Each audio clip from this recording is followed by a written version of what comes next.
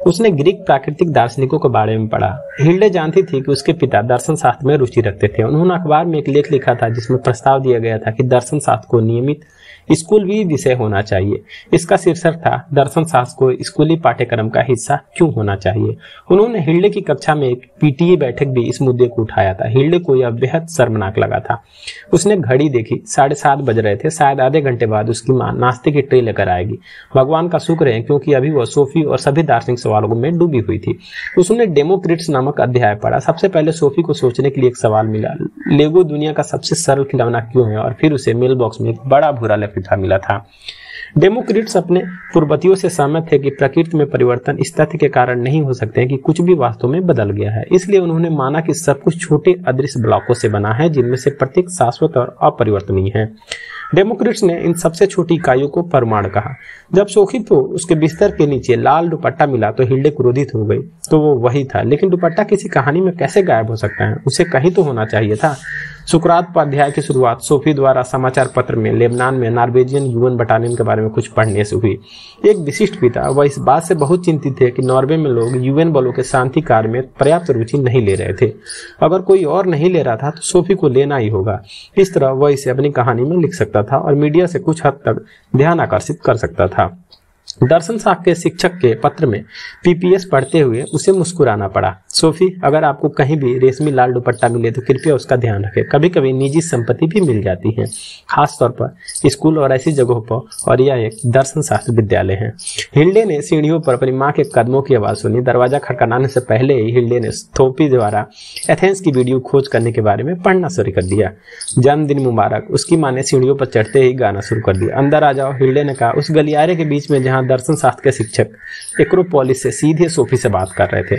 वह काली, अच्छी तरह से कटी हुई दाढ़ी और नीली वेट्स के साथ लगभग हिल्डे के पिता की तरह ही दिख रहा था। जन्मदिन मुबारक हो हिल्डे। आहा हिल्डे, बस इसे वहीं रख दो। क्या आप नहीं जा रहे हैं? आप देख सकते हैं कि मैं पढ़ रहा हूँ। कल्पना करो तुम 15 वर्ष के हो। क्या आप कभी एथेंस गई हैं माँ? नहीं। तुम क्यों पूछ रही हो? यह बहुत आश्चर्यजनक है कि वे पुराने मंदिर अभी भी खड़े हैं। वे वास्तव में 2500 साल पुराने हैं। वैसे सबसे बड़े मंदिर को वर्जिन प्लेस कहा जाता है। क्या तुमने पिताजी से मिला उपहार खोला है? कौन सा उपहार? अब तुम्हें ऊपर जाकर देखना चाहिए हिल्डे। तुम पूरी तरह से स्तब्ध हो चुकी हो। हिल्डे ने बड़े रिंग बाइंडर को अपनी गोद में सरका दिया। उसकी माँ ट्रे लेकर बिस्तर पर झुकी हुई थी। उस पर जलती हुई मोमबत्तियां, झींगा, सलाद के साथ मक्खन लगे रोल और सोडा था। एक छोटा पैकेज भी था। उसकी माँ अजीब तरह से दौड़े हाथों से ट्रे पकड़े खड़ी थी। एक हाथ के नीचे झंडा था। ओ बहुत बहुत धन्यवाद माँ, यह आपकी अच्छी बात है, लेकिन मैं बहुत व्यस्त हूँ। आपको 1 बजे के पहले स्कूल जाने की इजाजत नहीं है। अब तक हिल्डे को याद नहीं था कि वह कहाँ थी और उसकी माँ ने ट्रे कहाँ रख दी। बिस्तर के पास वाली मेज पे। माफ करना माँ, मैं इसे पूरी तरह से डूबा हुआ था। उसने क्या लिखा है? हिल्डे, मैं भी तुम्हारी तरह हैरान हूँ। महीनों से उसे से कोई समझदारी भरा शब्द निकाल पाना असंभव हो गया है। किसी कारण से हिल्डे को शर्मिंदगी महसूस हुई। ओह यह तो सब एक कहानी है। एक कहानी? हाँ एक कहानी। और दर्शन शास्त्र का इतिहास है ऐसा कुछ। क्या तुम मेरा पार्सल नहीं खोलोगी? हिल्डे अन्याय नहीं करना चाहती थी, इसलिए उसने तुरंत अपनी माँ का उपहार खोला। एक सोने का कंगन था। यह बहुत सुंदर है माँ, आपका बहुत बहुत धन्यवाद। हिल्डे बिस्तर से उठी और अपनी माँ को गले लगा लिया। वे कुछ देर तक बैठे बातें करते रहे। फिर हिल्डे ने कहा कि मुझे किताबों पर वापस जाना है माँ। अभी वो खड़ा है एक्रोपोलिस के शीर्ष पे। कौन है? मुझे कुछ पता नहीं। सोफी को भी नहीं। यही तो बात है। ठीक है, मुझे काम पर जाना है। कुछ खाना मत भूलना। तुम्हारी ड्रेस नीचे हैंगर पे लटकी है। अंत में उसकी माँ सीढ़ियों से नीचे गायब हो गई। सोफी के दर्शन शास्त्र के शिक्षक भी गायब हो गए। वे एक्रोपोलिस से सीढ़ियों से नीचे उतरे और यूरोपीय पोगा चट्टान पे खड़े हो गए। इसके बाद थोड़ी देर बाद एथेंस के पुराने चौक में दिखाई दिए। जब पुरानी इमारतें अचानक खंडहरों से उभरती तो हिल्डे कांप उठी। उसके पिता के पसंदीदा विचारों में से एक यह था कि सभी संयुक्त राष्ट्र देशों को एथेनियन स्क्वायर की हुबहू नकल के पुनर्निर्माण में सहयोग करने देना दिया जाए। यह दार्शनिक चर्चा और निशस्त्रीकरण वार्ता के लिए मंच होगा। उन्हें लगा कि इस तरह की एक विशाल परियोजना विश्व एकता को मजबूत करेगी। आखिरकार हम तेल रिंग और चंद्रमा रॉकेट बनाने में सफल रहे हैं। फिर उसने प्लेटो के बारे में पढ़ा। आत्मा प्रेम के पंखों पर सवार होकर विचारों की दुनिया में घर लौटने के लिए तरसती है। वह शरीर की जंजीरों से मुक्त होने के लिए तरसती है। सोफी झाड़ियों के बीच में रेंग कर हेमिज के पीछे चली गई, लेकिन कुत्ता उससे बच निकला था। प्लेटो के बारे में पढ़ने के बाद वह जंगल में और आगे चली गई और छोटी झील के किनारे लाल केबिन में आ गई। दरअसल वजर केली की एक पेंटिंग टंगी थी। स्पष्ट विवरण था कि वह हिल्डे की वजर केली थी। लेकिन वहां बर्कले नाम के एक आदमी का चित्र भी था। कितना अजीब है। हिल्डे ने भारी रिंग बाइंडर को बिस्तर पे एक तरफ रख दिया और अपनी किताबों की अलमारी के पास जाकर उसे 3 खंडों वाले विश्वकोश में ढूंढने लगी जो उसे 14वें जन्मदिन पर मिला था। वह यहाँ था, बर्कले जॉर्ज, 1685 से 1753, इंजीनियर, फिलोस, क्लोइन के बिशप। मानव मन से पूरी एक भौतिक दुनिया के अस्तित्व को नकार दिया। हमारी इंद्रिय बोध ईश्वर से आती हैं, मुख्य कार्य मानव ज्ञान के सिद्धांतों पर ग्रंथ। हाँ, यह निश्चित रूप से अजीब था। हिल्डे बिस्तर पर वापस जाने और रिंग बाइंडर से पहले कुछ सेकंड के लिए सोचती रही। एक तरह से यह उसके पिता ही थे जिन्होंने दीवार पर दोनों तस्वीरें टांगी थी। क्या नामों की समानता के अलावा कोई और संबंध हो सकता है? बर्कले एक दार्शनिक थे जिन्होंने मानव मन से परे भौतिक दुनिया का अस्तित्व को नकारा था। यह निश्चित रूप से बहुत अजीब था, यह तो मानना ही पड़ेगा, लेकिन ऐसे दावों को गलत साबित करना भी आसान नहीं था। सोफी के मामलों में यह बात बिल्कुल सटीक बैठती है। आखिरकार हिल्डे के पिता ही उसकी इंद्रिय बोध के लिए जिम्मेदार थे। खैर, अगर वो आगे पढ़ती तो उसे और भी पता चलता कि हिल्डे ने रिंग बाइंडर से ऊपर देखा और मुस्कुराई जब उस बिंदु पर पहुंची जहां सोफी को एक लड़की का प्रतिबिंब दिखाई देता है जो दोनों आंखों से पलक झपकाती है। दूसरी लड़की ने सोफी की आंख मारी थी, जैसा कह रही हो, मैं तुम्हें देख सकती हूँ सोफी, मैं यहाँ हूँ। दूसरी तरफ सोफी को केबिन में हरे रंग का बटुआ भी मिला जिसमें पैसे और बाकी सब कुछ था। वह यहाँ कैसे पहुंच गया? 1 या 2 सेकंड के लिए हिल्डे को सचमुच विश्वास हो गया था कि सोफी ने उसे पा लिया है, लेकिन फिर उसने कल्पना करने की कोशिश की कि सोफी को यह सब कैसा लग रहा होगा, यह सब कुछ कितना रहस्यमय और अजीब लग रहा होगा। पहली बार हिल्डे को सोफी से आमने सामने मिलने की तीव्र इच्छा हुई। उसे लगा कि वह उसे पूरे मामले की सच्चाई बता दे, लेकिन अब सोफी को केबिन से बाहर निकलना ही था। इससे पहले कि वह रंगे हाथों पकड़ी जाती, बेशक नाव झील में बह रही थी। उसके पिता उसे वह पुरानी कहानी याद दिलाने से खुद को नहीं रोक पाए थे, है ना? हिल्डे ने सोडा का एक घूंट पी लिया और रोल का एक निवाला खाते हुए सावधानी पूर्वक अरस्तु के बारे में पत्र पढ़ा जिसने प्लेटो के सिद्धांत की आलोचना की थी। अरस्तु ने बताया कि चेतना में ऐसी कोई चीज नहीं है जिसका अनुभव में पहले इंद्रियों द्वारा न किया गया हो। प्लेटो ने कहा होगा कि प्राकृतिक दुनिया में ऐसी कोई चीज नहीं है जो पहले विचारों की दुनिया में मौजूद नहीं हो। अरस्तु का मानना था कि इस प्रकार प्लेटो वस्तुओं की संख्या को दोगुना कर रहा था। हिल्डे को यह पता नहीं था कि अरस्तु थे जिन्होंने पशु, वनस्पति या खनिज के खेतों का आविष्कार किया था। अरस्तु प्रकृति के कमरे में गहन सफाई करना चाहते थे। उन्होंने यह दिखाने की कोशिश की कि प्रकृति में हर चीज अलग अलग श्रेणियों और उप श्रेणियों से संबंधित है। जब उसने महिलाओं के बारे में अरस्तु के विचारों के बारे में पढ़ा तो वह चिढ़ गई और निराश भी हुई। कल्पना कीजिए कि आप इतने शानदार दार्शनिक होने के बावजूद इतने मूर्ख क्यों हैं अरस्तु? सोफी को अपना कमरा खुद साफ करने के लिए प्रेरित किया था और हाँ, साथ में बाकी सभी चीजों के साथ उसे वह सफेद मोजा मिला जो 1 महीने पहले हिल्डे की अलमारी से गायब हो गया था। सोफी ने अल्बर्टो से मिले सभी पत्रों को एक रिंग बाइंडर में डाल दिया। कुल मिलाकर 50 से ज्यादा पन्ने थे। अपनी तरफ से हिल्डे 124वें पन्ने तक पहुंच गई थी, लेकिन फिर उसके पास अल्बर्टो नॉक्स से मिले सभी समाचार पत्राचार के अलावा सोफी की कहानी भी थी। अगले अध्याय का नाम था हेलेनिज्म था। सबसे पहले सोफी को एक पोस्ट कार्ड मिलता है जिस पर यूएन जीप की तस्वीर है। इस पर यूएन बटालियन 15 जून की मुहर लगाती है। हिल्डे के लिए एक और कार्ड उसके पिता ने डाक से भेजने के बाद कहानी में शामिल कर दिया था। प्रिय हिल्डे, मुझे लगता है कि तुम अभी भी अपना 15वां जन्मदिन मना रही हो या यह अगली सुबह है। वैसे भी इससे तुम्हारे वर्तमान पर कोई फर्क नहीं पड़ता, एक तरह से यह जीवन भर रहेगा, लेकिन मैं तुम्हें एक बार जन्मदिन की शुभकामनाएं देना चाहता हूँ। शायद अब तुम्हें समझ आया होगा कि मैं सोफी को कार्ड क्यों भेज रहा हूँ। मुझे यकीन है कि वह उन्हें तुम्हें भेज देगी। PS, माँ ने कहा कि तुम्हारा बटुआ खो गया है। मैं तुम्हें 150 क्राउन वापस करने का वादा करती हूँ। शायद गर्मी की छुट्टियों के लिए स्कूल बंद होने से पहले तुम और एक स्कूल ID प्राप्त कर सको। पिताजी की तरफ से प्यार। बुरा नहीं, इससे वह 150 क्राउन अमीर हो गई। शायद उसने सोचा होगा कि घर पर बनाया गया उपहार ही काफी नहीं था, तो ऐसा लगा कि 15 जून को सोफी का जन्मदिन भी था, लेकिन सोफी का कैलेंडर मई के मध्य तक ही पहुंच पाया था। शायद यही वह समय रहा होगा जब उसके पिता ने यह अध्याय लिखा था और उन्होंने हिल्डे को जन्मदिन कार्ड की तारीख आगे बढ़ा दी थी। लेकिन बेचारी सोफी जोआन से मिलने के लिए सुपरमार्केट की ओर भागी। हिल्डे कौन थी? उसके पिता को कैसे यकीन हो सकता है कि सोफी उसे ढूंढ लेगी? वैसे भी अपनी बेटी को सीधे कार्ड भेजने की बजाय सोफी को कार्ड भेजना उनकी मूर्खता थी। सोफी की तरह हिल्डे भी प्लोटिनस के बारे में पढ़कर स्वर्गिक लोक में पहुंच गई। मेरा मानना है कि हर चीज में दिव्य रहस्य छिपा है। हम इसे सूरजमुखी या खसखस में चमकते हुए देख सकते हैं। हम एक टहनी से उड़ती तितली या कटोरे में तैरती सुनहरी मछली में अथाह रहस्य को ज्यादा महसूस करते हैं, लेकिन हम अपनी आत्मा में ईश्वर के सबसे करीब हैं। केवल वहीं हम अपने जीवन के सबसे बड़े रहस्य के साथ एक हो सकते हैं। सच में बहुत ही दुर्लभ है। क्षणों में हम महसूस कर सकते हैं कि हम स्वयं वह दिव्य रहस्य हैं। यह हिल्डे द्वारा अब तक पढ़ा गया सबसे रोमांचकारी अंश था, लेकिन फिर भी यह सबसे सरल था। सब कुछ एक है और यह एक दिव्य रहस्य है जिसे हर कोई साझा करता है। यह वास्तव में ऐसा कुछ नहीं था जिस पर आपको विश्वास करने की आवश्यकता थी। यह सच है, हिल्डे ने सोचा, इसलिए हर कोई दिव्य शब्द में जो चाहे पढ़ सकता है। वह जल्दी से अगले अध्याय की ओर मुड़ गई। सोफी और जोआन 17 मई को राष्ट्रीय अवकाश से एक रात पहले कैंपिंग करने जाते हैं। वे मेजर के कैबिन में जाते हैं। हिल्डे ने अभी ज्यादा पन्ने नहीं पड़े थे कि उसने गुस्से में बिस्तर के कपड़े एक ही तरफ फेंक दिए। उठ खड़ी हुई और अंगूठी की जिद को हाथ में थामे हुए इधर उधर टहलने लगी। यह अब तक सुनी गई सबसे बेशर्म चाल थी। जंगल में उस छोटी सी झोपड़ी में उसके पिता ने इन दोनों लड़कियों को मई के पहले 2 हफ्तों में हिल्डे को भेजे गए सभी कार्डों की प्रतियां खोजने दी। वह प्रतियां काफी हद तक असली थी। हिल्डे ने उन्हीं शब्दों को बार बार पढ़ा था। उसने हर एक शब्द को पहचान लिया। फ्री हिल्डे, अब मैं तुम्हारे जन्मदिन के लिए इन सभी रहस्यों को इतना भर गया हूँ कि मुझे दिन में कई बार खुद को घर पर फोन करके पूरी बात कहने से रोकना पड़ता है। यह ऐसी चीजें हैं जो बढ़ती ही जाती हैं, और जैसा कि तुम जानती हो, जब कोई चीज बड़ी और बड़ी होती जाती है तो उसे अपने तक ही सीमित रखना मुश्किल होता है। सोफी को अल्बर्टो से एक नया सबक मिलता है। यह सब यहूदियों और यूनानियों और 2 महान संस्कृतियों के बारे में है। हिल्डे को इतिहास का यह विस्तृत दृश्य देखना पसंद था। उसने स्कूल में ऐसा कुछ कभी नहीं लिखा था और उसने केवल विवरण और अधिक विवरण दिए। अब उसने यीशु और ईसाई धर्म को पूरी तरह से नए नजरिए से देखा। उन्होंने गोएथे का कथन बहुत पसंद आया, जो 3000 वर्षों का विवरण नहीं दे सकता, वह हाथ मुंह जोड़कर जी रहा है। अगले अध्याय की शुरुआत सोफी की रसोई की खिड़की पर चिपके कार्ड के टुकड़े से हुई। यह निश्चित रूप से हिल्डे के लिए एक नया जन्मदिन कार्ड है।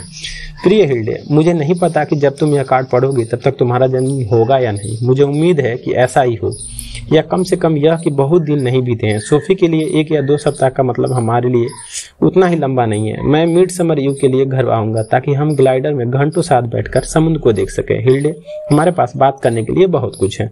फिर अल्बर्टो सोफी को बुलाता है और यह पहली बार है जब वो उसकी आवाज सुनती है। आज इसे युद्ध जैसा बता रहे हो। मैं अच्छे इच्छा शक्ति से लड़ना चाहूंगी। हमें हिल्डे का ध्यान आकर्षित करना होगा और उसके पिता के लिली सेंडर घर आने से पहले उसे अपने पक्ष में करना होगा। और फिर सोफी 12वीं सदी के पत्थर के चर्च में मध्ययुगीन भिक्षु के बेस में अल्बर्टो नॉक्स से मिलती है। ओह नहीं, चर्च। हिल्डे ने समय देखा 1:15 बजे। वह समय के बारे में सब कुछ भूल गई थी। शायद वह इतना मायने नहीं रखता था कि वह अपने जन्मदिन पर स्कूल न जाए, लेकिन इसका मतलब था कि उसकी सहपाठी उसके साथ जन्मदिन नहीं मनाएंगे। खैर, उसके पास हमेशा बहुत से शुभचिंतक थे।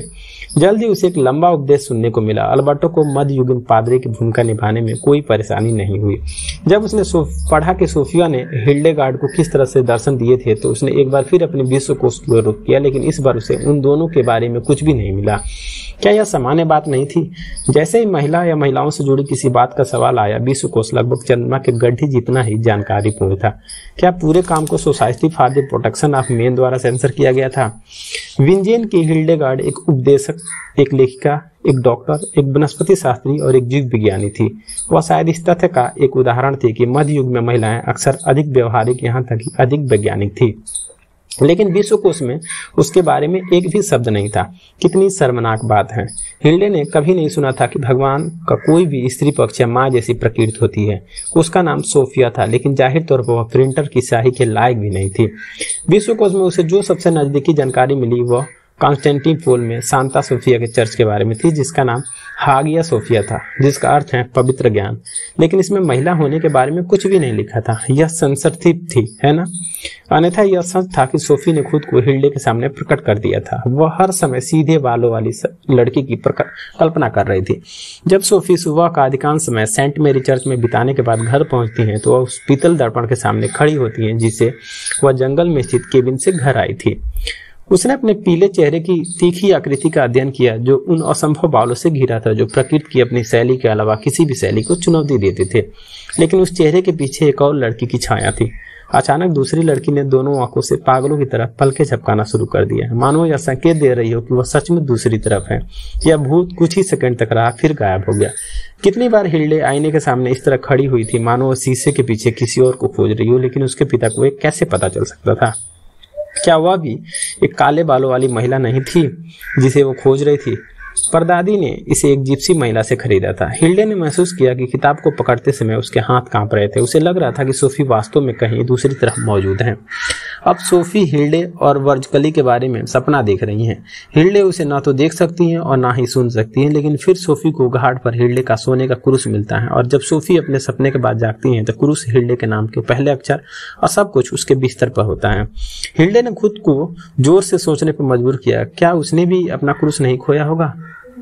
वो अपने ड्रेसर के पास गई और अपने गहनों का डिब्बा निकाला। क्रूस जो उसे अपनी दादी से नामकरण उपहार के रूप में मिला था वहां नहीं था। तो वह वाकई पागल हो गई थी। ठीक है, लेकिन उसके पिता को यह कैसे पता चला जबकि वो खुद भी नहीं जानती थी? और एक बात और, सोफी ने स्पष्ट रूप से सपना देखा था कि हिल्डे के पिता लेबनान से घर आए हैं, लेकिन ऐसा होने में अभी 1 सप्ताह बाकी था। क्या सोफी का सपना भविष्य सूचक था? क्या उसके पिता का मतलब था कि जब वो घर आएंगे तो सोफी किसी तरह वहां होगी? उन्होंने लिखा था कि उसे एक नया दोस्त मिलेगा।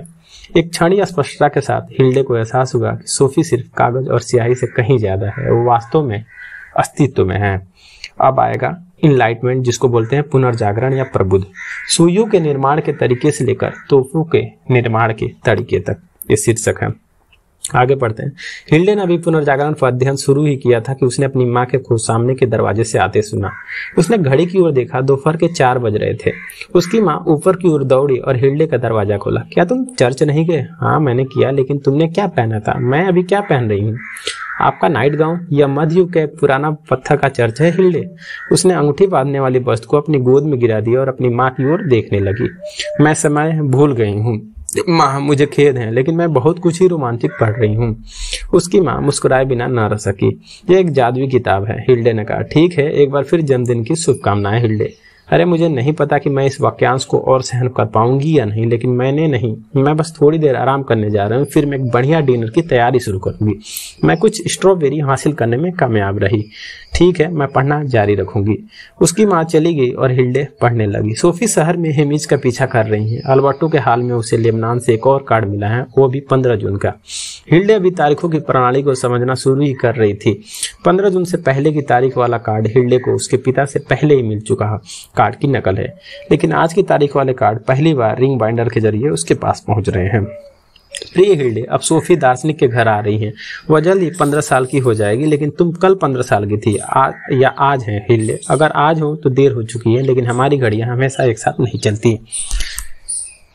हिल्डे ने पढ़ा कि कैसे अल्बर्टो ने सोफी को पुनर्जागरण और नए विज्ञान के बारे में बताया। 17वीं सदी के तर्कवादियों और ब्रिटिश अभिनववादियों, वह हर नए कार्ड और जन्मदिन की बधाई पर कूद पड़ी जो उसके पिता ने किसी कहानी में शामिल किया था। उसने उसे एक अभ्यास पुस्तिका से बाहर निकाल दिया, एक केले के छिलके के अंदर बदल दिया और एक कंप्यूटर प्रोग्राम के अंदर छिपा दिया। बिना किसी प्रयास के वह अल्बर्टो को जुबान की गलती करने और सोफी हिल्डे कहने के लिए राजी कर सकता था। बाकी सब के अलावा उसने हेमी से जन्मदिन मुबारक हो हिल्डे कहलवाया।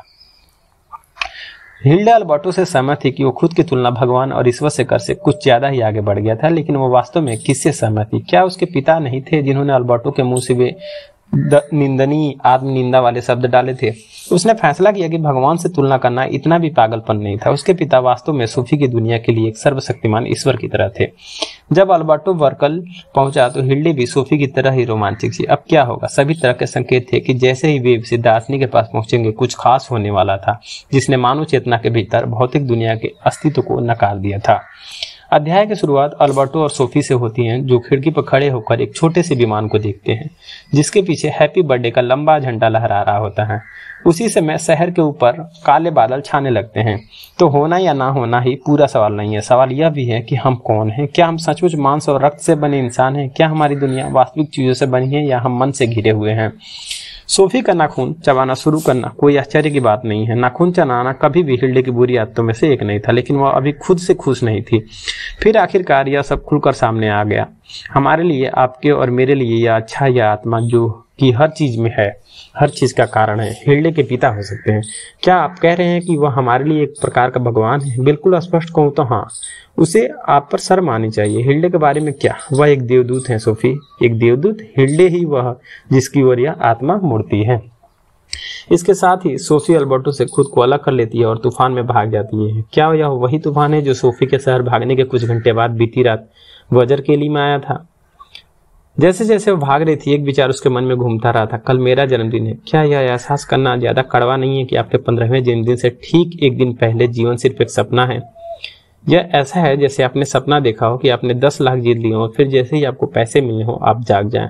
सोफी तपते हुए खेल के मैदान में भागी। कुछ मिनट बाद जब उसने देखा कि कोई उसकी ओर दौड़ता हुआ आ रहा है तो वह उसकी माँ थी। आसमान में बिजली की क्रोध भरी तीरें बार बार चमक रही थी। जब वे एक दूसरे के पास पहुंचे तो सोफी की माँ ने उसे गले में हाथ डाल लिया। हमें क्या हो रहा है छोटी? मुझे नहीं पता, सोफी ने रोते हुए कहा। यह एक बुरे सपने जैसा है। हिल्डे को लगा कि उसकी आंखों से आंसू बहने लगे हैं। होना या ना होना यही सवाल है। उसने रिंग बाइंडर को बिस्तर के अंत में फेंक दिया और खड़ी हो गई। वह फर्श पर आगे पीछे चलती रही। अंत में वह पीतल दर्पण के सामने रुकी, जहां वह तब तक रही जब तक उसकी माँ यह कहने नहीं आई कि खाना तैयार है। जब हिल्डे ने दरवाजे पर दस्तक सुनी तो उसे पता ही नहीं चला कि वो कब से वहां खड़ी थी, लेकिन पूरा यकीन था कि उसके प्रतिबिंब ने दोनों आंखों से पलकें झपकाई थी। वह पूरे डिनर के दौरान आभारी जन्मदिन वाली लड़की बनने की कोशिश कर रही थी, लेकिन उसके विचार पूरे समय सोफी और अल्बर्टो के साथ थे। अब उनके लिए क्या होगा जब उन्हें पता चलेगा कि यह हिल्डे के पिता थे? सब कुछ तय किया। हालांकि जानते थे कि शायद ये अतिशोक्ति थी। यह सोचना बकवास था कि उन्हें कुछ भी नहीं पता था। क्या यह केवल उसके पिता ही थे जिन्होंने उन्हें सब कुछ बताया था? फिर भी समस्या वही थी। चाहे आप इसे किसी भी नजरिए से देखो, जैसे ही सोफी और अल्बर्टो को पता चला कि सब कुछ एक साथ कैसे जुड़ा हुआ है, तो वे इस तरह सड़क के अंत में थे। वह लगभग भोजन का एक और निगलते ही घूट गई, क्योंकि उसे अचानक एहसास हुआ कि यही समस्या संभवतः उसकी अपनी दुनिया पर भी लागू होती है। लोगों ने प्राकृतिक नियमों की अपनी समझ में लगातार प्रगति की थी। क्या दर्शन और विज्ञान की पहेली का आखिरी टुकड़ा अपनी जगह पर आ जाने के बाद इतिहास का अनंत काल तक जारी रह सकता है? क्या एक और विचारों और विज्ञान के विकास और दूसरी ओर ग्रीन हाउस प्रभाव और वनों की कटाई के बीच कोई संबंध नहीं था? शायद ज्ञान के लिए मनुष्य की प्यास को अनुग्रह से गिरना कहना इतना पागलपन नहीं था। सवाल इतना बड़ा और भयावह था कि हिल्डे ने फिर से उसे भूलने की कोशिश की। शायद वह अपने पिता की जन्मदिन की किताब में आगे पढ़कर और भी कुछ समझ पाई। जन्मदिन मुबारक हो। जब वे आइसक्रीम और इटालियन स्ट्रॉबेरी खा चुके थे तो उसकी मां ने गाया, अब हम वही करेंगे जो तुम कहोगी। मुझे पता है वो थोड़ा पागलपन भरा लगेगा, लेकिन मैं बस इतना कहना चाहती हूँ कि पिताजी से मिला उपहार पढ़ूं। ठीक है, जब तक वह तुम्हें पूरी तरह से विक्षिप्त न कर देता। बिल्कुल नहीं। हम टीवी पर रहस्यपूर्ण दृश्य देखते हुए पिज्जा भी खा सकते हैं। हाँ, अगर आपको पसंद हो तो। हिल्डे को अचानक सोफी के अपनी माँ से बात करने के तरीके का ख्याल आया। उम्मीद है कि पिताजी ने हिल्डे की माँ के चरित्र को दूसरी माँ के चरित्र में नहीं लिखा होगा। बस सुनिश्चित करने के लिए उसने टॉप हेड से निकाले जा रहे सफेद खरगोशे का जिक्र न करने का फैसला किया, कम से कम आज तो नहीं। वैसे उसने मेज छोड़ते हुए कहा, क्या आपने सोने का क्रूज कहीं नहीं मिल रहा? उसकी माँ ने रहस्यमय भाव से उसकी ओर देखा। मैंने इसे कुछ सप्ताह पहले घाट के पास पाया था। तुमने इसे गिरा दिया होगा। तुम गंदे हो बदमाश। क्या तुमने पिताजी से इस बारे में बात की थी? मुझे सोचने दो। हाँ, मुझे लगता है, हो सकता है कि मैंने ऐसा किया हो। फिर वो कहाँ है? उसकी माँ उठकर अपने गहनों का डिब्बा लेने चली गई। हिल्डे बेडरूम से आश्चर्य से रोने की हल्की आवाज सुनाई दी। वह जल्दी से लिविंग रूम में वापस आ गई। अभी तो मैं इसे ढूंढ नहीं पा रही हूँ। मैंने उतना ही सोचा। उसने अपनी माँ को गले लगाया और ऊपर अपने कमरे में भाग गई। आखिरकार वह सोफी और रॉबर्टो के बारे में पढ़ सकती थी। वह पहले की तरह बिस्तर पर बैठ गई और बाहरी रिंग बाइंडर को अपने घुटनों पर टिका लिया और अगला अध्याय शुरू कर दिया। अगली सुबह सोफी की नींद खुली जब वो उसकी माँ जन्मदिन के उपहारों से भरी ट्रे लेकर कमरे में आई। उसने खाली सोडा की बोतल में एक झंडा चिपका रखा था। जन्मदिन मुबारक हो सोफी। सोफी ने आंखों से नींद मिटाई। उसे याद करने की कोशिश की कि पिछली रात क्या हुआ था, लेकिन यह सब एक पहेली की तरह उलझे हुए टुकड़ों की तरह था। एक टुकड़ा अल्बर्टो का था, दूसरा हिल्डे का और तीसरा मेजर का। तीसरा बर्कले था और चौथा वर्ज कली। सबसे काला हिंसक तूफान था। वह सबसे सदमे में थी। उसकी माँ ने उसे तौलियों से पोंछा और बस उसे गर्म दूध और शहद का एक कप देकर बिस्तर पर लिटा दिया। वह तुरंत सो गई थी। मुझे लगता है कि मैं अभी भी जीवित हूँ, उसने कमजोरी से कहा। बेशक तुम जीवित हो और आज तुम 15 साल की हो गई हो। क्या आप पूरी तरह से अस्वस्थ हैं? बिल्कुल पक्का। क्या एक माँ को यह नहीं पता होना चाहिए कि उसका इकलौता बच्चा कब पैदा हुआ? 15 जून 1975 और 1:01। सोफी, यह मेरे जीवन का सबसे सुखद क्षण था। क्या तुम्हें यकीन है कि यह सब केवल एक सपना नहीं था? यह एक अच्छा सपना होगा जब सुबह उठकर आपको रोल, सोडा और जन्मदिन के उपहार मिले। उसने उपहारों की ट्रे कुर्सी पर रखी और एक पल के लिए कमरे से बाहर चली गई। जब वह वापस आई तो उसके हाथ में रोल और सोडा से भरी एक और ट्रे थी। उसने बिस्तर के किनारे रख दिया। यह पारंपरिक जन्मदिन की सुबह की रस्म के लिए संकेत था, जिसमें उपहारों को खोलना और 15 साल पहले उसकी माँ की पहली संकुचन की भाव उड़ान शामिल थी। उसकी माँ का उपहार एक टेनिस रैकेट था सोफी ने कभी टेनिस नहीं खेला था, लेकिन क्लोवर क्लोज से कुछ मिनट की दूरी पर कुछ खुले मैदान थे। उसके पिता ने उसे एक मिनी टीवी और एफएम रेडियो भेजा था। स्क्रीन एक साधारण तस्वीर से बड़ी नहीं थी। बूढ़ी चाची और परिवार के दोस्तों की ओर से भी उपहार थे। थोड़ी देर बाद उसकी माँ बोली, क्या तुम्हें लगता है मुझे काम से घर पर ही रहना चाहिए आज? नहीं, तुम्हें ऐसा क्यों करना चाहिए? कल आप बहुत परेशान थी। अगर यह स्थिति बनी रही तो मुझे लगता है कि हमें मनोचिकित्सक से मिलना चाहिए। यह आवश्यक नहीं होगा। क्या यह तूफान था या अल्बर्टो था? तुम्हारा क्या कहना है? तुमने कहा था हमारे साथ क्या हो रहा है छोटी? मैं सोच रहा थी कि तुम किसी रहस्यमय व्यक्ति से मिलने के लिए शहर में घूम रही हो। शायद यह मेरी गलती है। यह किसी चीज की गलती नहीं है। मैं अपनी खाली समय में दर्शन शास्त्र का कोर्स कर रही हूँ। बस काम पर चली जाती हूँ। सुबह 10 बजे से पहले शुरू नहीं होता है और हम सिर्फ अपने ग्रेड प्राप्त करना और इधर उधर बैठना। क्या तुम्हें पता है कि तुम्हें क्या मिलने वाला है? कम से कम पिछले सेमेस्टर में से तो ज्यादा ही मिला। उसकी माँ के जाने के कुछ देर बाद ही टेलीविजन की घंटी बजी। सोफी अमरसन, यह अल्बर्टो है। ओह, मेजर ने कल रात कोई गोला बारूद नहीं छोड़ा। आपका क्या मतलब है? तूफान सोफी, मैं नहीं जानती कि क्या सोचूं।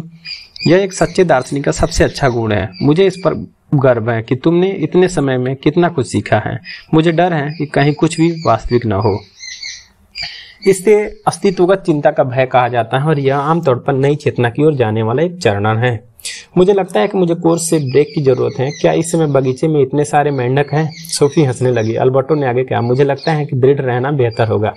वैसे जन्मदिन मुबारक हो। हमें मिड समर यू तक कोर्स पूरा करना होगा। यह हमारा आखिरी मौका है। हमारा आखिरी मौका? किसके लिए? क्या आप आराम से बैठे हैं? हमें इस पर कुछ समय बिताना होगा। आप समझ रहे हैं, मैं बैठा हूँ। तुम डेस्कार्टेस याद है? मुझे लगता है इसलिए मैं हूँ। आपने अपनी व्यथित संदेह के संबंध में हम अभी बिल्कुल शुरुआत से शुरू कर रहे हैं। हम यह भी नहीं जानते कि हम सोचते हैं या नहीं। हो सकता है कि हम विचार ही हों या सोचने से बिल्कुल अलग हैं। हमारे पास यह मानने का अच्छा कारण है कि हमें हिल्डे के पिता ने लिली सेंट के मेजर के बेटी के जन्मदिन के मनोरंजन के लिए गढ़ा है।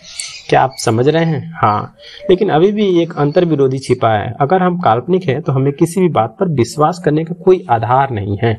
ऐसी स्थिति में यह पूरी टेलीफोन बातचीत पूरी तरह से काल्पनिक है और हमारे पास स्वतंत्र इच्छा का जरा भी अंश नहीं है, क्योंकि हम जो कुछ भी कहते हैं और करते हैं उसकी योजना मेजर ही बनाता है। इसलिए अब हम फोन रख सकते हैं। नहीं, आप चीजों की अति सरल बना रही हो, तो फिर इसे समझाओ। क्या आप दावा करेंगे कि लोग अपने सपनों की हर चीज की योजना बनाते हैं? हो सकता है कि हिल्डे के पिता को हमारी हर बात पता हो। उसकी सर्वज्ञता से बचना उतना ही मुश्किल हो सकता है जितना कि अपनी छाया से भागना। हालांकि और यही मैंने एक योजना तैयार करना शुरू किया है। यह निश्चय नहीं है कि मेजर ने पहले से ही होने वाली हर चीज के बारे में फैसला कर लिया हो सकता है कि वो आखिरी मिनट से पहले फैसला न ले, यानी सृजन के क्षण में। ठीक ऐसे ही क्षणों में हमारे पास अपनी खुद की पहल हो सकती है जो हमें निर्देशित करती हैं कि हम क्या कहते हैं और क्या करते हैं। मेजर की भारी तोपों की तुलना में ऐसी पहल स्वाभाविक रूप से बेहद कमजोर आवेगों का निर्माण करेगी। हम बात करने वाले कुत्ते, केले में संदेश और पहले से बुक किए गए तूफानों जैसी घुटपैठ करने वाली बाहरी ताकतों के खिलाफ बहुत कमजोर हैं। लेकिन हम अपनी जिद से इनकार नहीं कर सकते, चाहे वो कितने भी कमजोर क्यों न हो। यह कैसे संभव हो सकता है? मेजर स्वाभाविक रूप से हमारी छोटी सी दुनिया के बारे में सब कुछ जानता है, लेकिन इसका मतलब यह नहीं है कि वह सर्वशक्तिमान है। किसी भी हालात में हमें ऐसे जीने की कोशिश करनी चाहिए कि वह सर्वशक्तिमान नहीं है। मुझे लगता है कि मैं समझ गई कि आप इस बारे में क्या कहना चाह रहे हैं। चाल यह होगी कि हम अपने दम पर कुछ ऐसा कर सकें जिसे मेजर ना खोज पाए। हम ऐसा कैसे कर सकते हैं जब हमारा अस्तित्व ही नहीं है? किसने कहा कि हमारा अस्तित्व नहीं है? सवाल यह नहीं कि हम हैं या नहीं, बल्कि यह कि हम क्या हैं और कौन है। भले ही अब पता चले कि हम मेजर के दोहरे व्यक्तित्व में केवल आवेग हैं, लेकिन इससे हमारे अस्तित्व का थोड़ा सा हिस्सा हमसे दूर नहीं हो सकता। यह हमारी स्वतंत्र इच्छा। मैं इस पर काम कर रही हूँ सोफी, लेकिन हिल्डे के पिता को पूरी तरह पता होगा कि आप इस पर काम कर रहे हैं। निश्चित रूप से ऐसा है, लेकिन वह नहीं जानता कि वास्तविक योजना क्या है। मैं आर्किमिडीजियन बिंदु खोजने का प्रयास कर रहा हूँ। एक आर्किमिडीजियन बिंदु? आर्किमिडीज एक यूनानी वैज्ञानिक थे जिन्होंने कहा था कि मुझे एक ऐसा ठोस बिंदु बताइए जिस पर मैं खड़ा हो सकूं और मैं पृथ्वी को हिला दूं।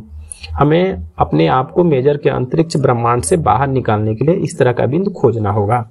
यह बहुत ही उपलब्धि होगी, लेकिन हम दर्शन शास्त्र का कोर्स पूरा करने से पहले वहां से नहीं निकल पाएंगे। जब तक वह रहेगा तब तक वह हम पर बहुत ज्यादा मजबूत पकड़ बनाए रखेगा। उसने स्पष्ट रूप से तय कर लिया है कि मैं सदियों से लेकर हमारे समय तक आपका मार्गदर्शन करूं, लेकिन हमारे पास सिर्फ कुछ दिन बचे हैं।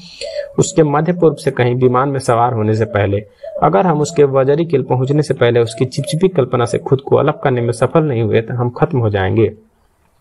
तुम मुझे डरा रहे हो। सबसे पहले मैं आपको फ्रांसीसी ज्ञानोदय के बारे में सबसे महत्वपूर्ण तथ्य बताऊंगा, फिर हम कांट के दर्शन की मुख्य रूपरेखा लेंगे ताकि हम रोमांटिक बात तक पहुंच सकें। हेगल भी हमारे लिए तस्वीर का महत्वपूर्ण हिस्सा होगा और उसके बारे में बात करते हुए हम अनिवार्य रूप से किर्केगार्ड के हेगेलियन दर्शन के साथ आक्रोशपूर्ण टकराव को छुएंगे। हम मार्क्स, डार्विन और फ्रायड के बारे में संक्षेप में बात करेंगे और अगर हम शास्त्र और अस्तित्ववाद पे कुछ समापन टिप्पणियां कर पाते हैं तो हमारी योजना को अमल में लाया जा सकता है।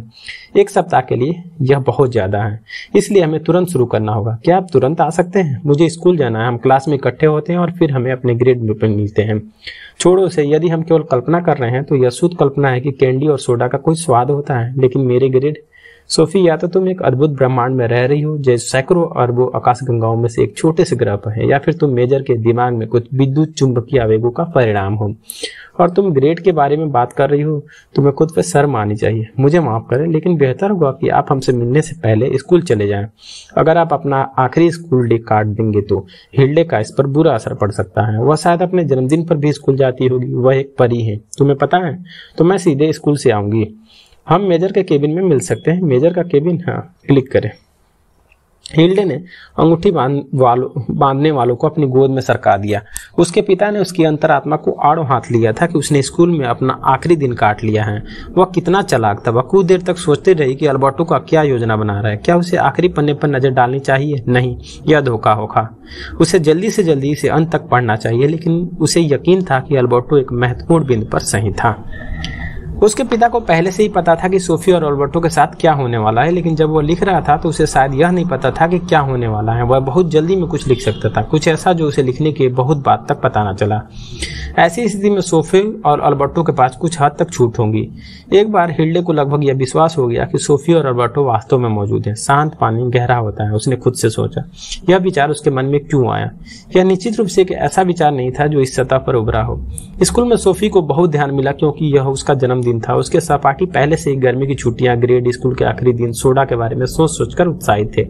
जैसे ही शिक्षक ने छुट्टियों की शुभकामनाएं देकर कक्षा से विदा ली, सोफी भाग कर गई। जोआन ने उसे धीमा करने की कोशिश की, लेकिन सोफी ने अपने कंधे पर आवाज लगाई कि उसे कुछ करना है।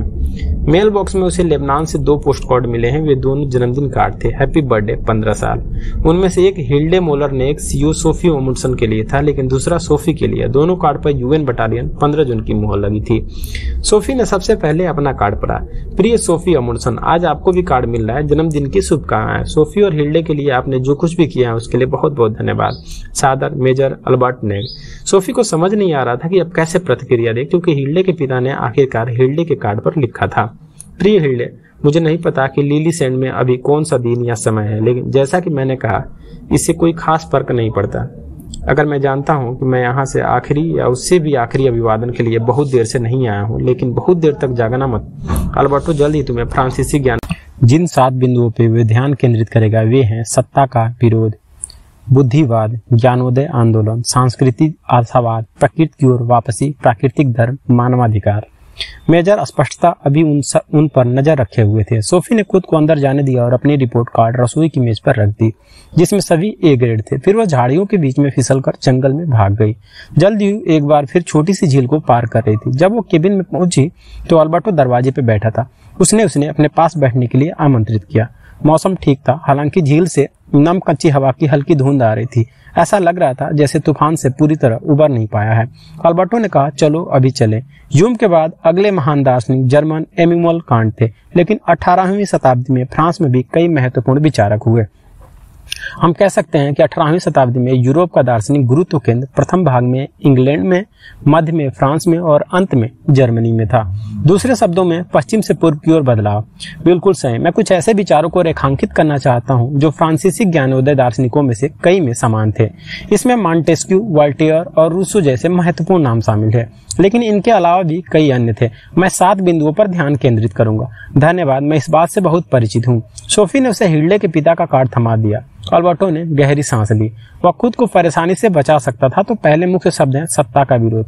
कई फ्रांसीसी ज्ञानोदय दार्शनिकों ने इंग्लैंड का दौरा किया, जो कई मायनों में उनके गृह देश से अधिक उदार था, और अंग्रेजी प्राकृतिक विज्ञान विशेष रूप से न्यूटन और उनके सार्वभौमिक भौतिकी से प्रभावित थे, लेकिन वे ब्रिटिश दर्शन से भी प्रेरित थे, विशेष रूप से लॉक और उनके राजनीतिक दर्शन से। फ्रांस में वापस जाने के बाद वे पुरानी सत्ता के प्रति अधिकाधिक विरोधी हो गए।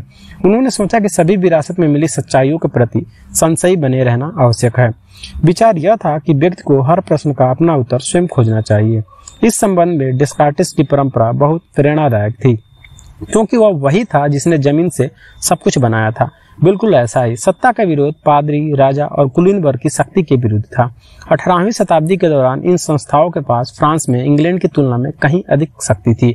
फिर फ्रांसीसी क्रांति आई, हाँ 1789 में, लेकिन क्रांतिकारी विचार बहुत पहले ही उभर आए थे। अगला मुख्य शब्द है बुद्धिवाद। मैंने सोचा था कि बुद्धिवाद ह्यूम के साथ ही समाप्त हो गया। ह्यूम की मृत्यु 1776 से पहले नहीं हुई थी। यह माल्टेस्क्यू के लगभग 20 वर्ष बाद और वाल्टेयर और रूसो के सिर्फ 2 साल पहले की बात है, जिनकी मृत्यु 1778 में हुई थी, लेकिन तीनों ही इंग्लैंड गए थे और जॉन लॉक के दर्शन से परिचित थे। आपको याद होगा कि लॉक अपने अनुभववाद में एक रूप नहीं थे। उदाहरण के लिए उनका मानना था कि ईश्वर में आस्था और कुछ नैतिक मानदंड मानवीय तर्क में अंतर्निहित हैं। यह विचार फ्रांसीसी ज्ञानोदय का भी मूल है। आपने यह भी कहा कि फ्रांसीसी लोग हमेशा ब्रिटिश लोगों से अधिक तर्कसंगत रहे हैं। हाँ, यह अंतर मध्य युग से ही चला आ रहा है। जब अंग्रेज सामान्य ज्ञान की बात करते हैं तो फ्रांसीसी आमतौर पर स्पष्ट की बात करते हैं। अंग्रेजी अभिव्यक्ति का अर्थ है जो हर कोई जानता है, जबकि फ्रांसीसी का अर्थ है जो अस्पष्ट है, यानी किसी के तर्क के लिए। अच्छा, ऐसा है। प्राचीन काल के मानवतावादियों जैसे सुकरात और स्टोइक की तरह अधिकांश ज्ञानोदय दार्शनिकों का मानवीय तर्क में अटूट विश्वास था। यह इतना विशिष्ट था कि फ्रांसीसी ज्ञानोदय को अक्सर तर्क का युग कहा जाता है। नए प्राकृतिक विज्ञानों ने यह उजागर किया था कि प्रकृति तर्क के अधीन थी। अब ज्ञानोदय दार्शनिकों ने मनुष्य के अपरिवर्तनीय तर्क के अनुसार नैतिकता, धर्म और नैतिकता की नींव रखना अपना कर्तव्य समझा। इससे ज्ञानोदय आंदोलन की शुरुआत हुई। तीसरा बिंदु, अब समय आ गया था कि लोगों को पुनर्जागरण बनाया जाए या प्रबुद्ध बनाया जाए। एक बेहतर समाज का आधार होना था। लोगों का मानना था कि गरीबी और उत्पीड़न, अज्ञानता और अंधविश्वास का दोष है, इसलिए बच्चों और लोगों की शिक्षा पर बहुत ध्यान दिया गया। यह कोई संयोग नहीं है कि शिक्षा शास्त्र के विज्ञान की स्थापना ज्ञानोदय के दौरान हुई। इस प्रकार स्कूल मध्य युग से और शिक्षा शास्त्र ज्ञानोदय काल से है। आप ऐसा कह सकते हैं कि ज्ञानोदय आंदोलन का सबसे बड़ा स्मारक एक विशाल विश्वकोश था। मैं 1751 से 1762 के बीच प्रकाशित 28 अंकों वाले विश्वकोश का उल्लेख कर रहा हूँ। सभी महान दार्शनिकों और साहित्यकारों ने इसमें योगदान दिया। कहा जाता है कि सुइयों और साहित्यकारों ने इसमें योगदान कहा जाता है कि सुइयों के निर्माण से लेकर तोपे के निर्माण तक सब कुछ यहाँ पाया जा सकता है। सोफी ने कहा कि अगला बिंदु सांस्कृतिक आशावाद है। क्या आप मेरी मदद करेंगे कि मैं बात करते समय उस कार्ड को एक तरफ रख दूं? माफ करें, ज्ञानोदय के दार्शनिकों का मानना था कि एक बार तर्क और ज्ञान व्यापक हो जाने पर मानवतावाद बहुत प्रगति करेगी। यह केवल समय की बात हो सकती है कि कब तर्कहीनता और अज्ञानता की जगह प्रबुद्ध मानवता ले लेगी। यह विचार पिछले कुछ दशकों तक पश्चिमी यूरोप में प्रमुख था। आज हम इस बात पर इतने आश्वस्त नहीं हैं कि सभी विकास अच्छे के लिए हैं, लेकिन सभ्यता की यह आलोचना पहले से ही सांस्कृतिक ज्ञानोदय दार्शनिकों द्वारा व्यक्त की जा रही थी। शायद हमें उनकी बात सुननी चाहिए थी। कुछ लोगों के लिए नया नारा प्रकृति की ओर लौटना था, लेकिन ज्ञानोदय दार्शनिकों के लिए प्रकृति का लगभग तर्क के समान ही था, क्योंकि मानवीय तर्क धर्म या सभ्यता के बजाय प्रकृति का उपहार था। यह देखा गया कि तथाकथित आदिम लोग अक्सर यूरोपीय लोगों की तुलना में स्वस्थ और खुश थे, और ऐसा इसलिए था क्योंकि वे सभ्य नहीं थे। रूसो ने नारा दिया कि हमें प्रकृति की ओर लौटना चाहिए, क्योंकि प्रकृति अच्छी है और मनुष्य स्वभाव से अच्छा है। यह सभ्यता है जो उसे बर्बाद करती है। रूसो का यह भी मानना था कि बच्चों को यथासंभव लंबे समय तक अपने स्वाभाविक मासूम अवस्था में रहने दिया जाए, और यह कहना गलत नहीं होगा कि बचपन के आंतरिक मूल्य का विचार ज्ञानोदय से शुरू हुआ।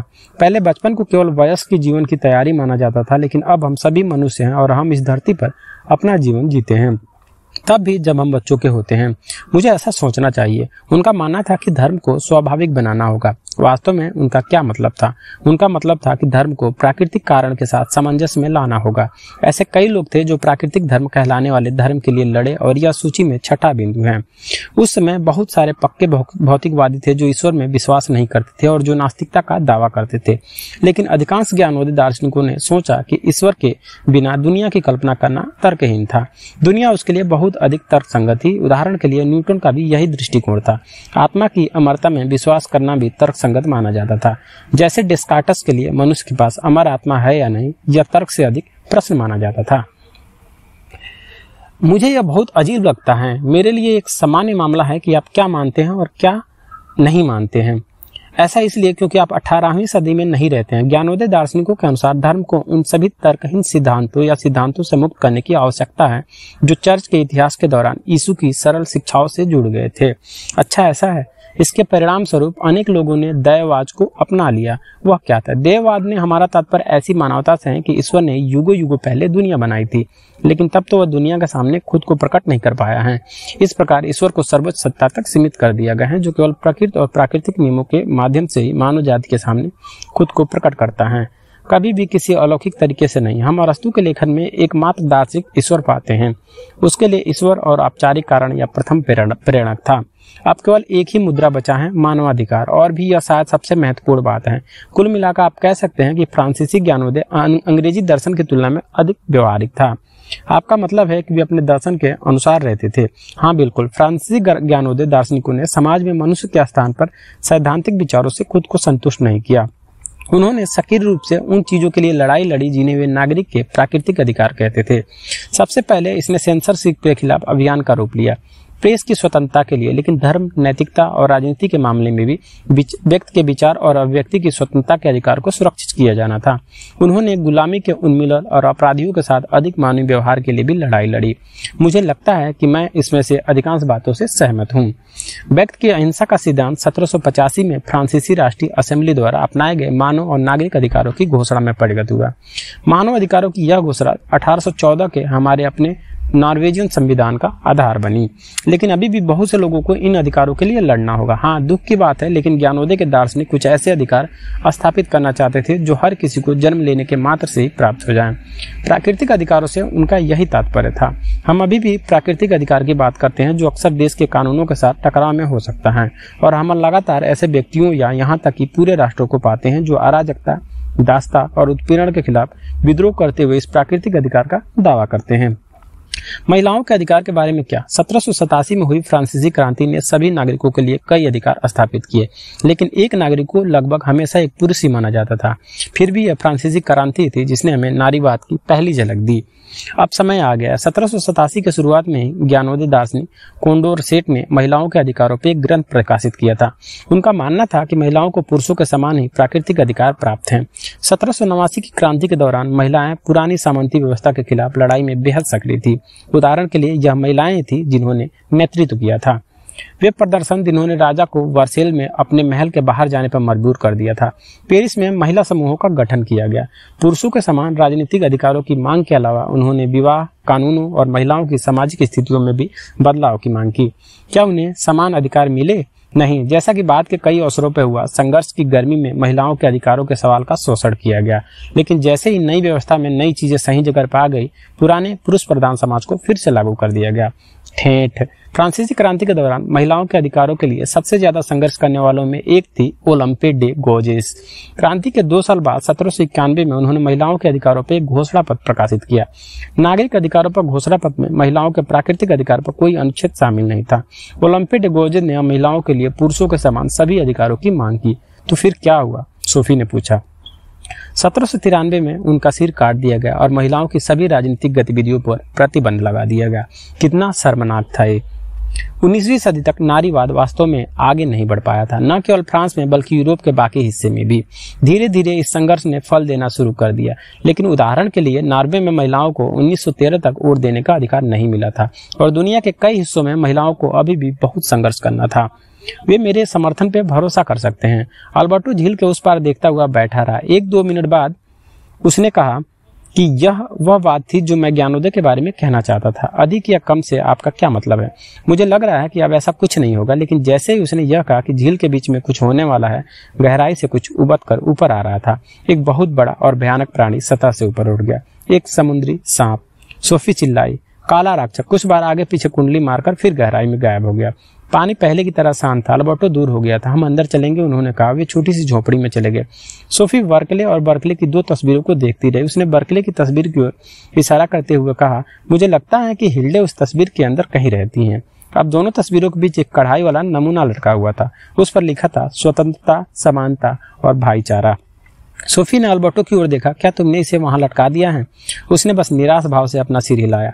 तभी सोफी ने मेंटीपीस पर एक छोटा सा लिफाफा मिला हिल्डे के लिए और उसने कहा सोफी को तुरंत पता चला कि यह किसकी ओर से है, लेकिन यह घटनाओं का एक नया मोड़ था कि उसने उस पर भरोसा करना शुरू कर दिया था। उसने पत्र खोला और जोर से पढ़ा। प्रिय आप दोनों, सोफी के दर्शन शास्त्र के शिक्षक को संयुक्त राष्ट्र की नींव रखने वाले आदर्शों और सिद्धांतों के लिए फ्रांसीसी ज्ञानोदय के महत्व को रेखांकित करना चाहिए था। 200 साल पहले स्वतंत्रता, समानता और भाईचारे के नारे ने फ्रांस के लोगों को एकजुट करने में मदद की। आज उन्हीं शब्दों को पूरी दुनिया को एकजुट करना चाहिए। अब पहले से कहीं ज्यादा जरूरी है कि हम एक मानव परिवार बने। हमारे वंशज, हमारे अपने बच्चे और पोते पोतियां, वे हमसे किस तरह दुनिया विरासत में ले रहे हैं। हिल्डे की मां नीचे से आवाज दे रहे थे कि रहस्य 10 मिनट में शुरू होने वाला है और उसने पिज्जा ओवन में रख दिया है। हिल्डे ने जो कुछ पढ़ा था उसके बाद वो काफी थक गई थी। वह आज सुबह 6 बजे से उठी थी। उसने शाम को काफी समय अपनी मां के साथ अपना जन्मदिन मनाने में बिताने का फैसला किया, लेकिन पहले उसे अपने विश्वकोश में कुछ खोजना था। गोजेस नहीं, डी गोजेस फिर से नहीं, ओलम डी गोजेस अभी भी खाली। इस विश्वकोश ने उस महिला के बारे में एक भी शब्द नहीं लिया था जिनका सिर उनकी राजनीतिक प्रतिद्वंद्विता के लिए काट दिया गया था। क्या यह शर्मनाक नहीं था? वह निश्चित रूप से कोई ऐसी महिला नहीं थी जिसे उसके पिता ने ही सोचा था। हिल्डे एक बड़ा विश्वकोश लाने के लिए नीचे की ओर भागी। मुझे अभी कुछ खोजना है, उसने अपनी चकित मां से कहा। उसने बड़े पारिवारिक विश्वकोश का फोर्ब से जीबी खंड लिया और पुनः अपने कमरे में भाग गई। गोजेस वह यहाँ थी। गोजेस मोरी ओलंपे 1748 से 1793 फ्रांसीसी लेखक ने सामाजिक प्रश्नों पर कई ब्रोशर और कई नाटकों के साथ फ्रांसीसी क्रांति के दौरान एक प्रमुख भूमिका निभाई। क्रांति के दौरान कुछ लोगों में से एक जिन्होंने महिलाओं पर लागू होने वाले मानवाधिकारों के लिए अभियान चलाया। 1791 में महिलाओं के अधिकारों पर घोषणा पत्र प्रकाशित किया। लुई 16वें का बचाव करने और रोबेस्पियरे का विरोध करने की हिम्मत करने के लिए 1793 में उनका सिर कलम कर दिया गया था। अब शीर्षक है कांत। मेरे ऊपर तारों भरा आकाश और मेरे भीतर का नैतिक नियम। आधी रात के करीब मेजर अल्बर्ट निंग ने हिल्डे को जन्मदिन की बधाई देने के लिए घर पे फोन किया। हिल्डे की मां ने फोन उठाया। यह तुम्हारे लिए है हिल्डे? नमस्ते, यह पिताजी हैं। क्या तुम पागल हो? आधी रात होने वाली है। मैं बस आपको जन्मदिन की शुभकामनाएं देना चाहता था। तुम सारा दिन यही करते हो, लेकिन मैं दिन खत्म होने से पहले फोन नहीं करना चाहता था। क्यों? क्या तुम्हें मेरा उपहार नहीं मिला? हाँ, मैंने किया। बहुत बहुत धन्यवाद। मैं यह इंतजार नहीं कर सकता कि आप इसके बारे में क्या सोचते हैं। यह बहुत बढ़िया। मैंने पूरे दिन मुश्किल से कुछ खाया है। यह बहुत रोमांचक है। मुझे जानना है कि आप कितनी दूर तक पहुंचे हैं। वे मेजर के केबिन के अंदर चले गए क्योंकि तुमने उन्हें चिढ़ाना शुरू कर दिया था। एक समुद्री सांप, ज्ञानोदय और ओलंपी डी गोजेस। तो मैंने पूरी तरह गलत नहीं समझा। किस तरह से गलत? मुझे लगता है कि एक और जन्मदिन की बधाई आनी बाकी है, लेकिन वो संगीत के साथ होगी। मुझे सोने से पहले थोड़ा और पढ़ना चाहिए। तो फिर आपने हार नहीं मानी? मैंने इस एक दिन में सबसे पहले अधिक सीखा है। मुझे यकीन ही नहीं हो रहा कि सोफी को स्कूल से घर आए और पहला लिफाफा मिला तब मैं 24 घंटे से भी कम समय बीता है। यह अजीब है कि इसे पढ़ने में कितना समय लगता है, लेकिन मैं उसके लिए दुख महसूस करने से खुद को नहीं रोक सकता। माँ के लिए नहीं, सोफी के लिए। बिल्कुल। क्यों? बेचारी लड़की पूरी तरह से भ्रमित है, लेकिन वह केवल, आप तो कहने वाले थे कि वह केवल बनावटी है। हाँ, कुछ ऐसा है। मुझे लगता है कि सोफी और अल्बर्टो वास्तव में मौजूद है। जब मैं घर आऊंगा तो हम इस बारे में और बात करेंगे। ठीक है, आपका दिन शुभ हो। क्या? मेरा मतलब है शुभ रात्रि। शुभ रात्रि। जब हिल्डे आधे घंटे बाद बिस्तर पर गई तो अभी भी इतनी रोशनी थी कि वो बगीचे और छोटी खाड़ी को देख सकती थी। साल के इस समय में कभी भी पूरी तरह अंधेरा नहीं होता था। वह इस विचार के साथ खेल रही थी कि वो जंगल में छोटे से केबिन की दीवार पर लटकी एक तस्वीर के अंदर है। यह सोच रही थी कि क्या कोई तस्वीर से बाहर देख सकता है कि उसके चारों ओर क्या है। सोने से पहले उसने बड़े रिंग बाइंडर में कुछ और पन्ने पढ़े। सोफी ने हिल्डे के पिता का पत्र वापस मेंटल पर रख दिया। अल्बर्टो ने कहा, संयुक्त राष्ट्र के बारे में उन्होंने जो कहा वह महत्वहीन नहीं है, लेकिन मुझे यह पसंद नहीं कि वे मेरी प्रस्तुति में हस्तक्षेप करे। मुझे नहीं लगता कि तुम्हें इस बारे में ज्यादा चिंता करनी चाहिए। फिर भी अब से मैं समुद्री सांपों और इस तरह की सभी असाधारण घटनाओं को नजरअंदाज करने का इरादा रखता हूँ। चलो यहाँ खिड़की के पास बैठते हैं, जबकि मैं तुम्हें कोट के बारे में बताता हूँ, कांट के बारे में बताता हूँ। सोफी ने देखा कि 2 कुर्सियों के बीच एक छोटी सी मेज पर एक चश्मा रखा हुआ था। उसने यह भी देखा कि लेंस लाल थे, शायद वे मजबूत धूप के चश्मे से। 2 बजने वाले थे। उसने कहा, मुझे 5 बजे से पहले घर पहुंचना है। माँ ने शायद मेरे जन्मदिन की योजना बना रखी है। इससे हमें 3 घंटे लगेंगे। वार्ता शुरू करो। एमुअल कांट का जन्म 1724 में पूर्वी एशिया के कोन्सिंगबर्ग शहर में हुआ था। वे कुशल सैंडलर के बेटे थे। वे अपना पूरा जीवन वहीं रहे जब तक कि उसकी मृत्यु 80 वर्ष की आयु में नहीं होगी। उनका परिवार बहुत धार्मिक था और उनकी अपनी धार्मिक आस्था उनके दर्शन के लिए एक महत्वपूर्ण पृष्ठभूमि थी। बर्कली की तरह उन्हें लगा कि ईसाई धर्म की नींव को बनाए रखना आवश्यक है। मैंने बर्कले के बारे में काफी कुछ सुना है, धन्यवाद। कांट ने उन दार्शनिकों में से सबसे पहले व्यक्ति थे जिनके बारे में हमने अब तक सुना है जिन्होंने विश्वविद्यालय में दर्शन शास्त्र पढ़ाया था। वे दर्शन शास्त्र के प्रोफेसर थे। प्रोफेसर, हाँ, दार्शनिक दो प्रकार के होते हैं। एक वह व्यक्ति होता है जो दार्शनिक प्रश्नों के उत्तर स्वयं खोजता है। दूसरा वह व्यक्ति होता है जो दर्शन शास्त्र के इतिहास का विशेषज्ञ होता है, किंतु आवश्यक नहीं कि वह अपना स्वयं का दर्शन शास्त्र निर्मित करता हो। और कांट इतने दयालु थे, कांट दोनों ही थे। अगर वह सिर्फ एक प्रतिभाशाली प्रोफेसर और दूसरे दार्शनिकों के विचार के विशेषज्ञ होते तो वे कभी भी दर्शन के इतिहास में अपने लिए जगह नहीं बना पाते। लेकिन ध्यान रखना जरूरी है कि कांट को अतीत की दार्शनिक परंपरा का ठोस ज्ञान था। वह डेस्कार्टेस और स्पिनोजा के बुद्धिवाद और लॉक, बर्कले और ह्यूम के अनुभववाद दोनों से परिचित थे। मैंने आपसे बर्कले का फिर से जिक्र न करने के लिए कहा था। याद रखें कि बुद्धिजीवियों का मानना था कि सभी मानवीय ज्ञान का आधार मन में है और अनुभववादियों का मानना था कि दुनिया का सारा ज्ञान इंद्रियों से आता है। इसके अलावा ह्यूम ने बताया था कि हमारी इंद्रियों की धारणाओं के माध्यम से हम किन निष्कर्षों तक पहुंच सकते हैं, इसकी स्पष्ट सीमाएं हैं। और कांट किससे सहमत है? उनका मानना था कि दोनों दृष्टिकोण आंशिक रूप से सही थे, लेकिन उनका मानना था कि दोनों आंशिक रूप से गलत भी थे। हर किसी को इस सवाल की चिंता थी कि हम दुनिया के बारे में क्या जान सकते हैं। यह दार्शनिक परियोजना डेस्कार्टेस के समय से सभी दार्शनिकों को चिंतित कर रही थी। दो मुख्य संभावनाएं सामने आई, या तो दुनिया बिल्कुल वैसी है जैसा हम उसे देखते हैं, या फिर वैसी है जैसा वो हमारी बुद्धि को दिखाई देती है। और कांट ने क्या सोचा? कांट का मानना था कि दुनिया की हमारी अवधारणा में संवेदन और तर्क दोनों ही महत्वपूर्ण भूमिका निभाते हैं, लेकिन उनका मानना था कि तर्कवादी इस बात के दावे में बहुत आगे निकल गए हैं कि तर्क कितना योगदान दे सकता है। और उनका यह भी मानना था कि अनुभववादियों ने संवेदी अनुभव पर बहुत अधिक जोर दिया है। यदि आप मुझे शीघ्र ही कोई उदाहरण नहीं देंगे तो यह सब केवल शब्दों का एक समूह बनकर रह जाएगा। आपने प्रस्थान बिंदु में कांट, ह्यूम और अनुभववादियों से सहमत हैं कि दुनिया के बारे में हमारा सारा ज्ञान हमारी संवेदनाओं से आता है, लेकिन यहाँ तर्कवादियों की ओर हाथ बढ़ाते हैं। हमारे तर्क में भी निर्णायक कारक होते हैं जो यह निर्धारित करते हैं कि हम अपने आसपास की दुनिया को कैसे देखते हैं। दूसरे शब्दों में, मानव मन में कुछ ऐसी परिस्थितियां होती हैं जो दुनिया की हमारी अवधारणा में योगदान देती हैं। आप इसे उदाहरण कहते हैं। चलो एक छोटा सा प्रयोग करते हैं। क्या तुम वहां की मेज से और गिलास ला सकते हो? शुक्रिया, अब उन्हें पहन लो। सोफी ने चश्मा पहना। उसके आसपास की हर चीज लाल हो गई। हल्के रंग गुलाबी हो गए और गहरे रंग लाल हो गए। आप क्या देखते हैं? मैंने बिल्कुल वैसा ही देख रहा हूँ जैसा पहले से देख रहा था, सिवाय इसके कि सब कुछ लाल हो गया है। ऐसा इसलिए क्योंकि चश्मा वास्तविकता को देखने के लिए आपके तरीके को सीमित कर दे रहा है। आप जो कुछ भी देखते हैं वो आपके आसपास की दुनिया का हिस्सा है, लेकिन आप इसे कैसे देखते हैं आपके द्वारा पहने गए चश्मे से निर्धारित होता है। इसलिए आप यह नहीं कह सकते कि दुनिया लाल है, भले ही आप इसे ऐसा ही समझते हैं। नहीं, स्वाभाविक रूप से यदि आप अब जंगल में टहलने जाएं या कैप्टन वेंट के घर जाएं तो आपको सब कुछ वैसा ही दिखाई देगा जैसे आप सामान्यतः देखते हैं, लेकिन आज जो भी देखेंगे वह सब लाल होगा जब तक मैं चश्मा नहीं उतारता। हाँ, और सोफी, यही बात कांट के कहने का मतलब था जब उन्होंने कहा था कि मन के संचालन को नियंत्रित करने वाला कुछ निश्चित परिस्थितियां होती हैं जो मन के संचालन के तरीके को प्रभावित करती हैं। हम दुनिया का अनुभव करते हैं। किस तरह की परिस्थितियां? हम जो कुछ भी देखते हैं उसे सबसे पहले समय और स्थान में परिघटना के रूप में देखा जाएगा। कांट ने समय और स्थान को हमारे अंत ज्ञान के दो रूप कहा। उन्होंने इस बात पर जोर दिया कि हमारे अपने मन में दो रूप हर अनुभव से पहले आते हैं। दूसरे शब्दों में, हम चीजों का अनुभव करने से पहले जान सकते हैं कि हम उन्हें समय और स्थान में परिघटना के रूप में देखेंगे, क्योंकि हम तर्क के चश्मा को उतारने में सक्षम नहीं है। तो क्या उन्होंने समय और स्थान में चीजों को समझना सहज है? हाँ, एक तरह से। हम जो देखते हैं वह इस बात पे निर्भर करता है कि हम कितनी माहौल में पले बड़े हैं। भारत एक ग्रीनलैंड, लेकिन हम जहाँ भी हो हम दुनिया को एक श्रृंखला के रूप में अनुभव करते हैं। समय और स्थान में होने वाली प्रक्रियाओं के बारे में हम पहले से भी बता सकते हैं, लेकिन क्या समय और स्थान ऐसी चीज नहीं है जिनका अस्तित्व हमसे परे है? नहीं। कांट का विचार था कि समय और स्थान मानवीय स्थिति में संबंधित है। समय और स्थान अनुभूति के सबसे पहले और सबसे महत्वपूर्ण तरीके हैं, न कि गुण और ये दुनिया। ये चीजों को देखने का बिल्कुल नया तरीका था, क्योंकि मनुष्य का मन केवल निष्क्रिय मोम नहीं है जो बाहर से संवेदनाओं को ग्रहण करे। मन दुनिया को समझने के हमारे तरीके पर अपने छाप छोड़ता है।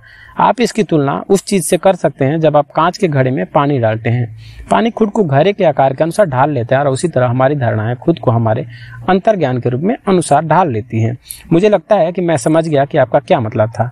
कांट ने दावा किया कि यह केवल मन ही नहीं जो चीजों के अनुरूप होता है, चीजें भी मन के अनुरूप होती हैं। कांट ने इसने कोपरनिकस क्रांति कहा, मानव ज्ञान की समस्या। इससे उसका तात्पर्य था कि यह उतना ही नया था और पहले की सोच में उतना ही मौलिक रूप से भिन्न था जितना कोपरनिकस ने दावा किया था कि पृथ्वी घूमती है सूर्य के चारों ओर, न कि इसके विपरीत। अब मुझे समझ में आया कि कैसे यह सोच सकता था कि तर्कवादी और अनुभववादी दोनों एक हद तक सही थे। तर्कवादी अनुभव के महत्व को लगभग भूल चुके थे और अनुभववादी ने इस बात पर अपनी आंख बंद कर ली थी कि हमारा अपना मन दुनिया को देखने के हमारे तरीके को कैसे प्रभावित करता है, और यहाँ तक कि कार्य का कारण भी, नियम भी, जिसके बारे में ह्यूम का मानना था कि मनुष्य इसका अनुभव नहीं कर सकता, कांट के अनुसार मन से संबंधित है। कृपया इसे समझा। आपको याद होगा कि ह्यूम ने कैसा दावा किया था कि यह केवल आदत की ताकत थी जिसे हम सभी प्राकृतिक प्रक्रियाओं के पीछे एक कारण समझने में सक्षम बनाया। ह्यूम के अनुसार हम काली विलियर्ड्स गेंद को सफेद गेंद की गति का कारण नहीं मान सकते, इसलिए हम यह साबित नहीं कर सकते कि काली विडियल गेंद हमेशा एक ही गति करेगी। सफेद वाले को गति में लाओ। हाँ, मुझे याद है, लेकिन जिस चीज के बारे में ह्यूम कहते हैं कि हम उसे साबित नहीं करते, उसे कांट मानवीय तर्क का गुण मानते हैं। कार्य कारण का नियम शाश्वत और निरपेक्ष है क्योंकि मानवीय तर्क हर उस चीज को कारण और प्रभाव के रूप में देखता है जो घटित होता है। फिर से मैं सोचता हूँ कि कार्य कारण का नियम भौतिक संसार में ही नियमित है, दूसरे मन में नहीं। कांट का दर्शन कहता है कि यह हमें अंतर्निहित है। वह ह्यूम से सहमत है कि हम निश्चित रूप से नहीं जान सकते कि दुनिया अपने आप में कैसी है, हम केवल यह जान सकते हैं कि दुनिया मेरे लिए या सभी के लिए कैसी है। दर्शन में कांट का बहुत बड़ा योगदान है। वह विभाजन रेखा है जो अपने आप में चीजों के बीच खींची है। दास डिंग इन सीज, और चीजें जैसी वे हमें दिखाते हैं। मैं जर्मन भाषा में इतना अच्छा नहीं हूँ। कांट ने अपने आप में वस्तु और मेरे लिए वस्तु के बीच एक महत्वपूर्ण अंतर किया। हम कभी भी वस्तुओं के बारे में निश्चित ज्ञान नहीं प्राप्त कर सकते, हम केवल यह जानने की सकते हैं कि वस्तुएं हमें कैसी दिखाई देती है। दूसरी ओर किसी विशेष अनुभव से पहले, इससे पहले कुछ कह सकते हैं कि मानव द्वारा वस्तुओं को किस प्रकार देखा जाता है, हम कर सकते हैं। सुबह बाहर जाने से पहले आप यह नहीं जान सकते कि दिन में आप क्या देखेंगे या अनुभव करेंगे, लेकिन आप जान सकते हैं कि आप जो देखते और अनुभव करते हैं उसे समय और स्थान में घटित होते हुए महसूस किया जाएगा। आप इस बात पर भी आश्वस्त हो सकते हैं कि कारण और प्रभाव का नियम लागू होगा, सिर्फ इसलिए क्योंकि आप इसे अपनी चेतना के हिस्से के रूप के साथ लेकर चलते हैं।